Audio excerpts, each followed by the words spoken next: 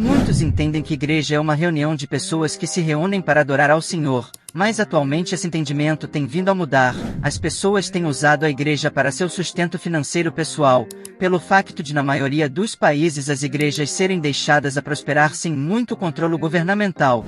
Isso fez com que alguns líderes religiosos tratassem a igreja como uma fábrica de dinheiro, basicamente, desde que a igreja seja classificada como uma instituição sem fins lucrativos. Qualquer dinheiro arrecadado para a promoção da sua missão não é tributável. Como a sua missão não é realizar negócios, não é um negócio, mas os líderes da igreja às vezes esquecem-se disto e tentam gerir a igreja como um negócio. Isso às vezes é simplesmente um erro bem intencionado. Mas a questão aqui é simples: quando a igreja se tornou um negócio?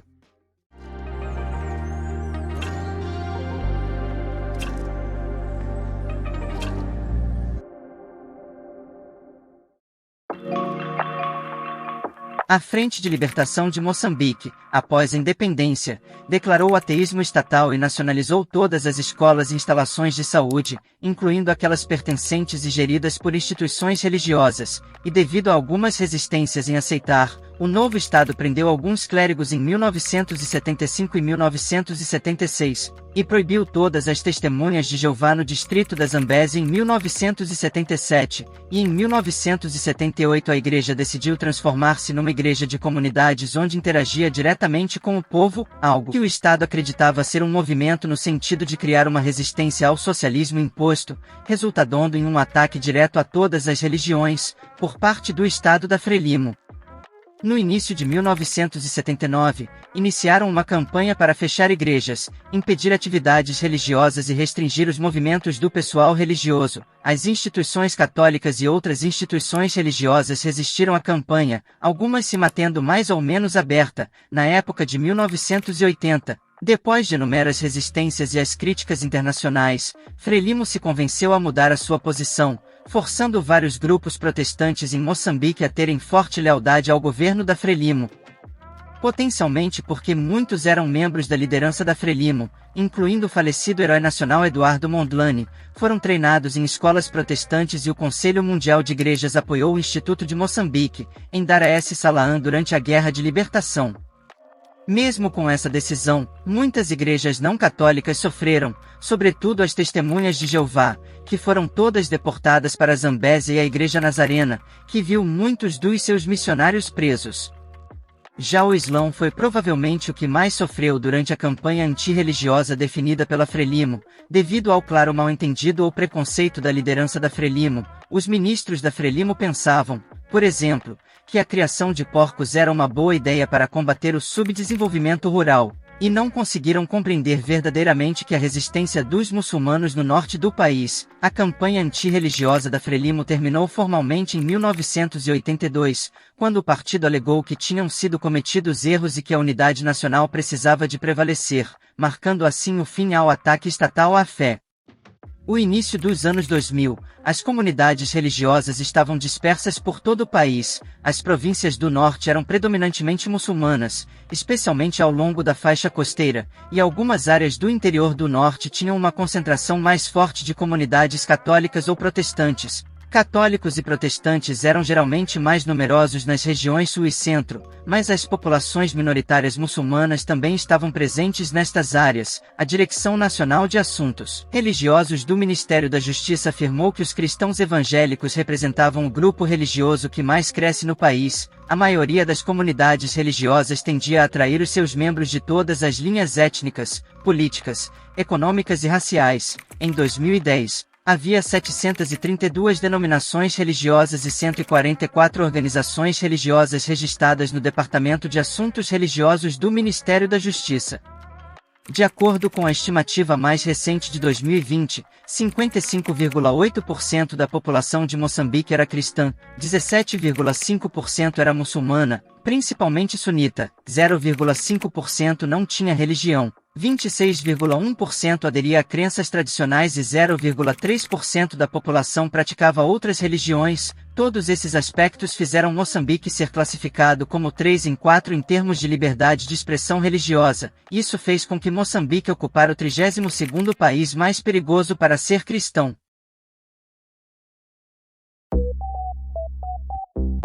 Em Moçambique, existem igrejas cujos líderes se autodenominam profetas, evangelistas ou pastores, que prometem expulsar os espíritos malignos e trazer prosperidade, curar e dar boa sorte, entre outras reivindicações. O governo de Moçambique está preocupado com a proliferação de denominações religiosas, cujo principal objetivo considera ser ganhar dinheiro. O governo estima que mais de 1.000 igrejas no país não estejam registradas, e outras não conhecidas estejam em funcionamento em muitas localidades, isso porque às vezes as pessoas não possuem diploma nem quaisquer outras credenciais para exercer atividades religiosas. O governo defende que um dos principais motivos é a ganância financeira, o desemprego, os conflitos internos e a luta pelo poder nas igrejas como a razão para a propagação destas instituições. As igrejas, por outro lado, encontram terreno fértil para sua proliferação devido à situação de pobreza, na desintegração do tecido social e no desespero.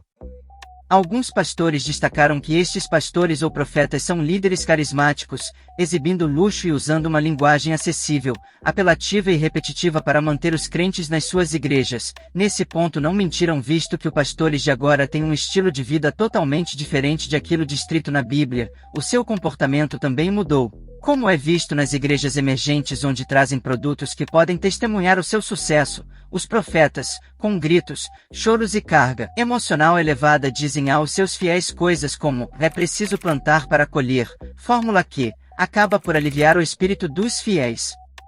Para o acadêmico Teodoro Abreu, as confissões religiosas aproveitaram o liberalismo criado na década de 1990 para seu surgimento e proliferação. A pobreza e os tempos difíceis que o país atravessa estão a criar espaço para as igrejas prosperarem. Teodoro Abreu diz que, na sociedade moçambicana, não há mais crentes, apenas consumidores de produtos sagrados. Temos crentes que são consumidores de milagres, diz ele. Anúncios de profetas, evangelistas e pastores são colocados tanto em canais formais de informação como em redes sociais. O que motiva a adesão a estas cruzadas são promessas que capitalizam o mal-estar social. Os profetas usam esta frase: eu dou a você, espero um dia receber de volta, diz Abreu. Se for para analisar a igreja como um negócio, analisaríamos as seguintes semelhanças encontradas em muitas empresas como: os pastores funcionam mais como CEO. Membros são transformados em clientes. Outras igrejas são vistas como concorrentes. Evangelismo é reduzido ao marketing. O plantio de igrejas parece mais uma franquia. Os números são a principal medida de sucesso. Oração e jejum são substituídos por programas e fórmulas. Pregação soa mais como discurso motivacional. A adoração é transformada em uma performance. Os santos são entretidos em vez de equipados. Discípulos de Cristo tornam-se discípulos de uma marca de igreja. Um organismo vivo se torna uma organização sem vida. O império de um líder é construído em vez do reino de Deus avançado. Isto soa familiar? Certamente é um elemento financeiro na liderança de uma igreja. Até Jesus recebia doações e tinha uma bolsa de dinheiro. Não me oponho a estruturas, orçamentos ou processos saudáveis dentro de um modelo de igreja, e não acredito que o tamanho de uma igreja seja a questão aqui, mas receio que tenhamos adotado modelos de igreja na África que não requerem a presença e o poder de Deus para serem eficazes. Os equívocos sobre servir a igreja muitas vezes resultam de equívocos sobre a definição da igreja. Muitas pessoas veem as igrejas locais como pequenos negócios onde o pastor é o CEO e as pessoas são os clientes. Eles acham que a igreja existe para dar a eles e aos seus filhos um menu de programas, atividades e eventos. Aqueles que decidem servir são como funcionários da empresa, certificando-se de que os programas sejam bem organizados, o café esteja quente, o marketing seja cativante, as atividades sejam abundantes e os banheiros estejam completamente limpos. Quando você pensa em um negócio, raramente pensa em uma igreja ou ministério administrando ou possuindo. Você pode até se perguntar se isso é algo que uma igreja pode realmente fazer. Bem, a resposta é sim, desde que seja feito corretamente. Pode ser estranho pensar em uma igreja que possui um negócio. Afinal, que tipo de empresa uma igreja teria?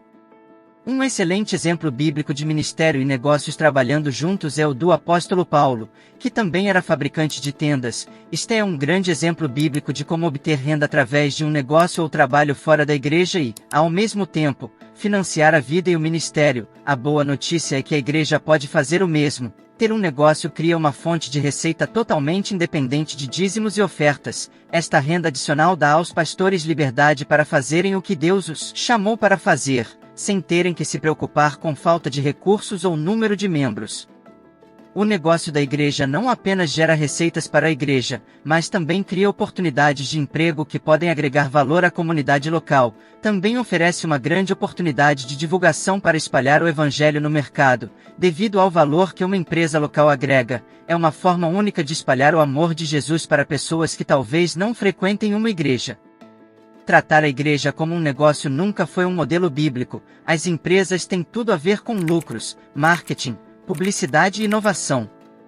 Na verdade, isso é o total oposto do que a igreja deveria ser, porque a mentalidade empresarial é centrada no homem e a igreja é centrada em Deus. Para os negócios, o cliente é rei. Para a igreja, Cristo é rei. Isto significa que a igreja é totalmente diferente de qualquer negócio, mesmo que seja cristão.